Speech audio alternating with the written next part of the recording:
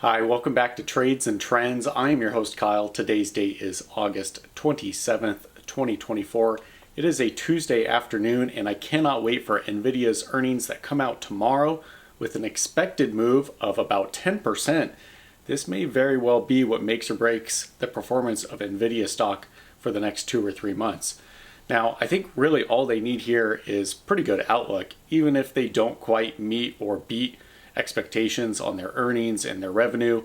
I think if they just come out with some really strong forward-looking statements and have some good press and some good outlook, then the company's going to take off. I really don't think too much is hanging on the performance of the earnings report necessarily itself, more so some of the language that ends up coming through the investors meeting afterwards. Keep in mind that all-time highs for Nvidia are only about 10.5% away. So this calculated move puts it right up at that all-time high for it. I don't even really want to consider a bear scenario here because new lows for them would be some 30% lower.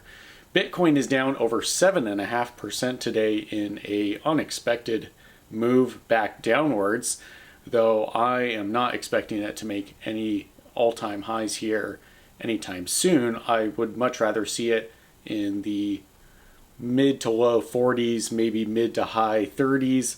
That's where I would like to see Bitcoin get back down to before making another strong, substantial move upwards. But there is no shortage of hopium when it starts making pretty strong momentum moves from the high 50s quickly into the low to mid 60s like it has been doing over the last week. But we see how quickly that gets eroded away. There wasn't even anything significant that took place in the markets over yesterday or today. Indexes are just going completely sideways, but Bitcoin, that's a different story. It just completely spilled over to the downside again today. Now get this, Goldman Sachs is saying that historically this week and the following 1 to 2 weeks are very low liquidity weeks in US markets, and that they're expecting some $17 billion a day of consistent demand that will inevitably drag us up through all-time highs.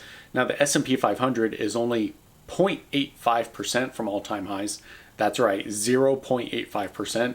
The NASDAQ a little bit larger of a margin, sitting at 6.5% from all-time highs. Maybe we can look at the Dow Jones though as an example. It says I'm not waiting any longer. It broke all-time highs just yesterday and is posed to keep running into those highs here going forward. The momentum is looking pretty good. Barring some big reason for another correction downward, I think it will continue just chipping away at that ceiling. Now, while we wait for Nvidia earnings over the next 20 hours or so, I do wonder if this will indeed be the catalyst that pushes indexes to the all-time highs and Nvidia to the all-time highs as well for that stock. Hopefully pushes some of my stock picks up as well. Dell specifically comes to mind, and you can monitor my trades in the link down below on Theta Gang website. I have been posting my trades in there, and I've had a trade both today and yesterday that worked out pretty well for me, and I'm basically just taking that extra premium that I'm making and rolling it right back over into Dell stock. I want to say I have some 20 shares or 24 shares, something like that now. Continuing on statements from Goldman Sachs, the bank's trading desk, led by Manager Director Scott Rubner, said this: "The August to September corporate repurchase window is historically strong.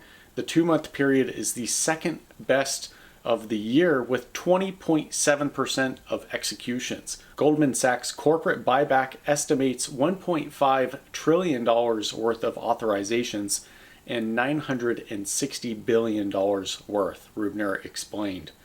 He went on to say that retail investors have been unfazed by the recent stock market volatility and have, quote, showed diamond hands by buying the dip.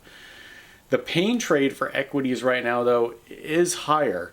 Stats are showing that a lot of traders right now not only have a bearish bias against indexes, but may actively be shorting this area in hopes for another swing down. Not to say that they cannot be right and anything is possible, but that there is some relatively high risk if they do end up being wrong this close to all-time highs. So I'm hanging in there at least until tomorrow. I am super excited for post-market volatility after the session closes. I don't think during the day it will be too wild, but we might see a little bit of some indecisive up-down, down-up type action until Nvidia ends up posting their results. This company does represent 7% of the index, so I suspect whatever move it does end up making, it will be one that will be felt just about everywhere. So stay tuned. Please consider liking and subscribing, and I will update you all in the very near future.